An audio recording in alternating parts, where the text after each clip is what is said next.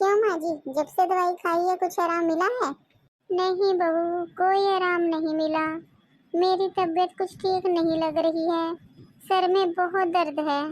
माँ जी, आप इतनी दवाई खा रही हैं, आपको कोई आराम नहीं मिल रहा? नहीं आराम हो रहा तो माँ जी आप एक काम कीजिए, आप अपने मायके चले जाइए।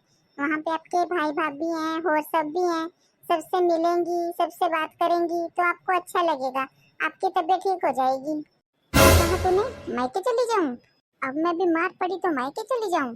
जब मैं ठीक थी, तुम सबकी देखभाल करती थी, सारा काम करती थी, तो अब जरा मैं बीमार पड़ गई तो तुझे सेवा ना करनी पड़े इसलिए तू मुझे मायके भेज रही है।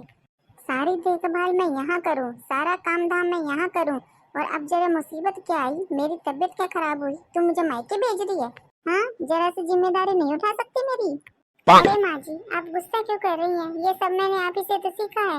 मेरी थोड़ी सी भी तबीयत खराब हुई है, जब भी मैं थोड़ा सा बीमार पड़ी हूँ, आप मुझे क्या कहती हैं? जा बहू, अपने मायके चली जा, 3-4 दिन रहा, जब ठीक हो जाएगी तब आ जाना। तब आप क्या कहते हैं माँ जी?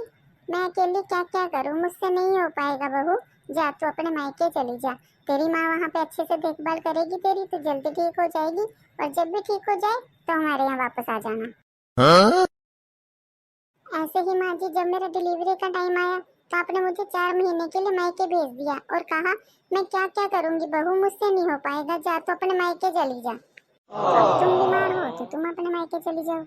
हाँ माँ जी, जब मैं ठीक होती थी और मैं कहती थी कि मुझे जाने दो 1-2 दिन के लिए मायके, तो आप क्या कहती थी? नहीं बहू, तू नहीं जा सकती मायके, यहाँ काम धाम कौन करेगा?